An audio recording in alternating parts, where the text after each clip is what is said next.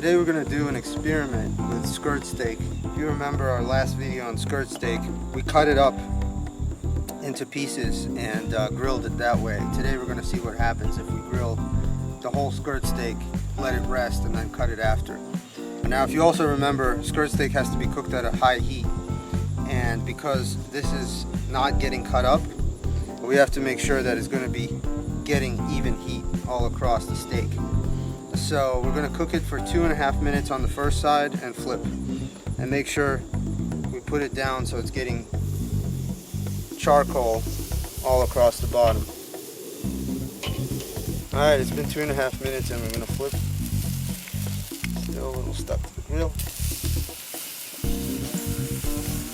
Oh, that looks really good. You want to make sure the coal is under it all the way so it gets a lot of heat. We're going to go for another 2.5 minutes and then pull it off.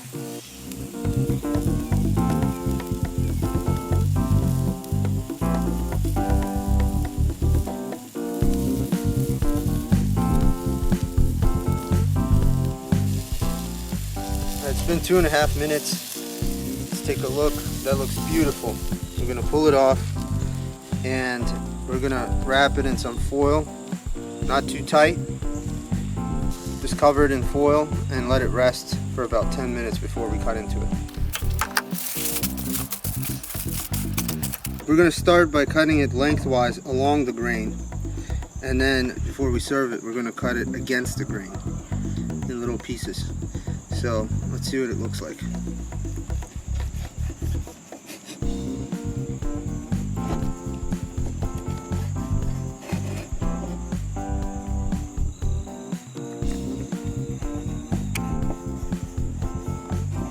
It looks like just about the same as cutting it before cooking it, although of course the edge is rare because the edge would normally be exposed to the heat.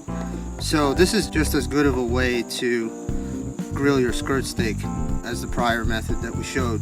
Now the key is, before you serve it, you want to cut against the grain like that, because skirt steak tends to be chewy, and by cutting it this way it makes it much more tender because it falls apart when you're chewing it. This is a good way to grill it.